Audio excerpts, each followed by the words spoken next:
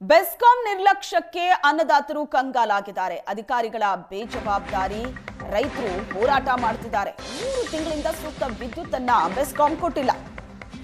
ಅಧಿಕಾರಿಗಳ ಬೇಜವಾಬ್ದಾರಿತನಕ್ಕೆ ರೈತರು ಕಂಗಾಲಾಗಿದ್ದಾರೆ. 3 ತಿಂಗಳಿಂದ ಸರಿಯಾದ ವಿದ್ಯುತ್ ಕೊಟ್ಟಿಲ್ಲ ಬೆಸ್ಕಾಂ ಕಚೇರಿಯ ಮುಂಭಾಗ ರೈತರು ಪ್ರತಿಭಟನೆ ನಡೆಸಿದರು. ಅಧಿಕಾರಿಗಳ ವಿರುದ್ಧ ಪಂಡ್ರಳ್ಳಿ ಗ್ರಾಮಸ್ಥರು ಆಕ್ರೋಶವನ್ನ ವ್ಯಕ್ತಪಡಿಸಿದರು. ಸರಿಯಾಗಿ ಕರೆಂಟ್ ಕೊಡಲ್ಲ, ವಿದ್ಯುತ್ ಬಿಲ್ ಮಾತ್ರ ಕಟ್ಟಬೇಕು. ಆಫೀಸರ್ ಗಮನಕ್ಕೆ ತಂದ್ರೆ ರೈತರ ಮೇಲೇನೆ ದೌರ್ಜನ್ಯ ಮಾಡ್ತಾರೆ. ಮನೆ ತೋಟಕ್ಕೆ ಕರೆಂಟ್ ಇಲ್ಲದೆ ಸಮಸ್ಯೆ ಆಗಿದೆ. ಬೆಳೆಗೆ ಕರೆಂಟ್ ಇಲ್ಲ, ನೀರು ಸಿಗ್ತಿಲ್ಲ ಅಂತ ರೈತರು ಗರಂ ಆಗಿದ್ದಾರೆ. ಬೆಸ್ಕಾಂನ ನಿರ್ಲಕ್ಷ್ಯಕ್ಕೆ ಅನ್ನದಾತರು ಕಂಗಾಲಾಗಿದ್ದಾರೆ. ಚಿತ್ರದುರ್ಗ ತಾಲೂಕಿನ ಪಂಡ್ರಳ್ಳಿ ಗ್ರಾಮದಲ್ಲಿ ವಿದ್ಯುತ್ ಸಮಸ್ಯೆಯಿಂದಾಗಿ ಇವತ್ತು ರೈತರು ಬೆಸ್ಕಾಂ ಕಚೇರಿ ಮುಂಭಾಗದಲ್ಲಿ ಬಂದಿರತಕ್ಕಂಥದ್ದು ದೃಶ್ಯಗಳಲ್ಲಿ ಗಮನಿಸಬಹುದು. ಈ ರೈತರು ಬಂದು ಏನಂತಂದರೆ ಅಲ್ಲಿ ಆ ಭಾಗದಲ್ಲಿ ಪಂಡ್ರಳ್ಳಿ ಭಾಗದಲ್ಲಿ ಅಲ್ಲಿನ ಎಸ್ ಒ ಆಗಿರ್ಬೋದು, ಅಲ್ಲಿನ ಅಧಿಕಾರಿಗಳಾಗಿರ್ಬೋದು ಸರಿಯಾಗಿ ಕರೆಂಟನ್ನು ಕೊಡ್ತಾ ಇಲ್ಲ. ನಿರಂತರ ಜ್ಯೋತಿ ಆಗಿರ್ಬೋದು ಮತ್ತು ತೋಟಗಳಿಗೆ ಕೊಡ್ತಕ್ಕಂಥ ಕರೆಂಟ್ ಆಗಿರ್ಬೋದು ಅದನ್ನು ಸರಿಯಾಗಿ ಕೊಡ್ತಾ ಇಲ್ಲ. ಕೇಳಕ್ಕೆ ಹೋದರೆ ಅವರು ಬೇಜವಾಬ್ದಾರಿ ಉತ್ತರ ಕೊಡ್ತಾರೆ. ಇದು ನಿನ್ನೆ ಮೊನ್ನೆ ಸಮಸ್ಯೆ ಅಲ್ಲ, ಕಳೆದ 3-4 ತಿಂಗಳಿಂದ ಕೂಡ ಈ ಸಮಸ್ಯೆ ಆಗ್ತಾ ಇದೆ.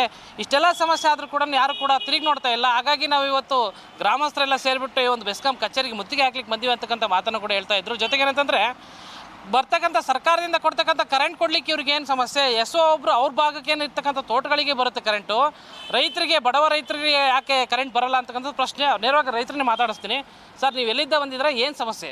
ಸರ್, ನಾವು ಪಂಡ್ರಳ್ಳಿಯಿಂದ ಬಂದಿದ್ವಿ. ನಮ್ಮವ್ರದ್ದೇ ಆದಂಥ ಸೆಕ್ಷನ್ ಅದು. ನಮಗೆ ಸಮಸ್ಯೆ ಇದೆ ಸರ್, 3 ತಿಂಗಳಿಂದ ಸಮಸ್ಯೆ ಇದೆ. ನಾವು ರೈತರು ಪಂಪ್ ಸೆಟ್ಟಿನ ಕೇಳಕ್ಕೆ ಬಂದಿದ್ವಿ. ಪಂಪ್ ಸೆಟ್ಟಿನ ವಿಚಾರದಾಗ ಊರಿನ ಇದ್ದೂರ ಇರ್ತಕ್ಕಂಥ ಲೈನ್ ಮೇಲೆ ಸರ್ವಿಸ್ ಕೊಡ್ತಾ ಇರೋದು. ಇವಾಗ ಆತ ಅಟೆಂಡ್ ಮಾಡ್ತಾ ಇಲ್ಲ ಕೇಸ. 1 ದಿವಸ 2 ದಿವಸ ಆದ್ರೂ ಆಗೋದಿಲ್ಲ, ಚಾರ್ಜ್ ಆಗೋದಿಲ್ಲ. ಅಕಸ್ಮಾತ್ ಕೊಟ್ಟರು 5-10 ನಿಮಿಷ ಕೊಡ್ತಾರೆ, ಆಮೇಲೆ ತೆಗೆದುಬಿಡ್ತಾರೆ, ಕೊಡೋದಿಲ್ಲ. 5 ಗಂಟೆ ಮೇಲೆ ಫೋನ್ ಸ್ವಿಚ್ ಆಫ್ ಮಾಡ್ತಾರೆ. ಗ್ರೂಪ್ಗೆ ಹಾಕಿರ್ತಾರೆ 5 ಗಂಟೆ ಮೇಲೆ ಚಾರ್ಜ್ ಮಾಡ್ತೀವಿ ಅಂತೇಳಿ 5 ಗಂಟೆ ಮೇಲೆ ಸ್ವಿಚ್ ಆಫ್ ಮಾಡ್ತಾರೆ.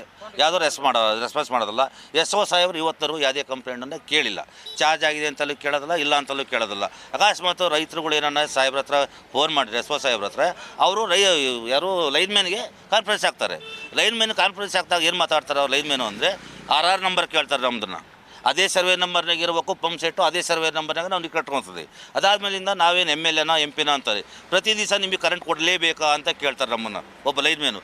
ಅದು ಸಾಹೇಬ್ರದ್ದು ಕಾಂಟ್ಯಾಕ್ಟ್ನಾಗೆ ಕಾನ್ಫರೆನ್ಸ್ ಕಾಲ್ ಇದ್ದಾಗಲೇ ಅದು ಆಯ್ತು, ಅವ್ನು ಆಯಿತು ಅಂತ ಹೇಳಿ ಕಟ್ ಮಾಡ್ದಂದ್ರೆ ಸಾಹೇಬ್ರನ್ನ ಫೋನ್ ಕಟ್ ಮಾಡ್ತಾರೆ. ಯಾವ ರೀತಿ ಸಮಸ್ಯೆ ಆಗುತ್ತೆ? ತೋಟಗಳಿಗೆ ಕರೆಂಟ್ ಇಲ್ಲ ಅಂತಂದರೆ ಎಷ್ಟು ಸಮಸ್ಯೆ ಆಗುತ್ತೆ? ತೋಟಗಳಿಗೆ ಕರೆಂಟ್ ಇಲ್ಲ ಅಂದರೆ ರೈತರಿಗೆ ಕ್ಯಾರೆಟ್ ಹಾಕ್ಯಾರ, ಅಡಿಕೆ ಗಿಡ ಕಟ್ಟಿರೋದು 60-70 ಸಾವಿರ ರೂಪಾಯಿ. ಹೆಣ್ಮಕ್ಳು ಒಡವೆ ತೊಗೊಂಡೋಗೆಲ್ಲ ಸಾಲ ಮಾಡಿ ಬೀಜ ಹಾಕಿರೋದು. ಅದು ಕರೆಂಟ್ ಕೊಡ್ರಿ ಅಂತ ಅವ್ರನ್ನಲ್ಲಿ ವಿನಂತಿ ಮಾಡ್ಕೊಂಡಿವಿ. ಅವ್ರು ಕೇಳಿದ್ರೆ ಅರ್ಧ ಗಂಟೆ ತಡಿ, 1 ಗಂಟೆ ತಡಿ ಅಂತ ಹೇಳ್ತಾರೆ. ಅಲ್ಲಿವರೆಗೆ ನಾವು ಕಾಯ್ತಾ ಇರ್ತೀವಿ. ರಾತ್ರಿ ಅವ್ನು 8 ಗಂಟೆಗೆ ಕೊಟ್ಟರು 8 ಗಂಟೆ ಹೋಗಿ ಹೊಲದಲ್ಲಿ ನಾವು ಕಾಯ್ತಿರ್ತೀವಿ. ಫೋನ್ ಮಾಡಿದ್ರೆ ಫೋನ್ ರಿಸೀವ್ ಮಾಡಲ್ಲ. ಆಮೇಲೆ ಅಕಸ್ಮಾತ್ ಫೋನ್ ರಿಸೀವ್ ಮಾಡ್ದ ಅಂದರು ಕರೆಂಟೇನು ನಿನಗೆ ಕೊಡಬೇಕಾಗಿತ್ತು ಅಂತ ಕೇಳ್ತಾರೆ. ಅದೇ ಎಸ್ ಒ ಅವ್ರು ಬಂದು ಕೇಳಿದ್ರೆ ತೋಟದಾಗ ಯಾಕೆ ಮನೆ ಕಟ್ಟಿದ್ದೀನಿ, ನಿನಗೆ ಯಾಕೆ ಕರೆಂಟ್ ಕೊಡಬೇಕು ಅಂತ ಎಸ್ ಒನ ಕೇಳ್ತಾ ಇದಾರೆ. ಮತ್ತು ಮನೆ ಎಲ್ಲಿ ಕಟ್ಕೋಬೇಕು? ನಾವು ಜಾಗ ಇಲ್ದರು ಏನು ಇವ್ರ ಜಾಗದ ನಮಗೆ ಕೊಡಂಗದಾರ?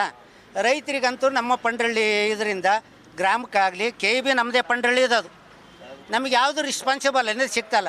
ಹಾಗಾಗಿ ಇಲ್ಲಿ ಮೇಲಧಿಕಾರಿ ಅವ್ರು ಬಂದವಿ.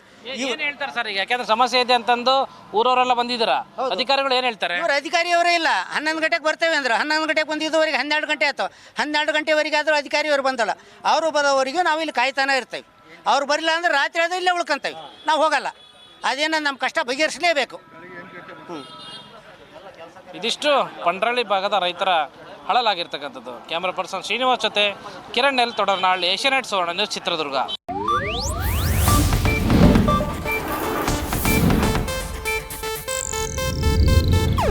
ಇದು ಏಷ್ಯಾನೆಟ್ ನ್ಯೂಸ್ ನೆಟ್ವರ್ಕ್ ಪ್ರಸ್ತುತಿ.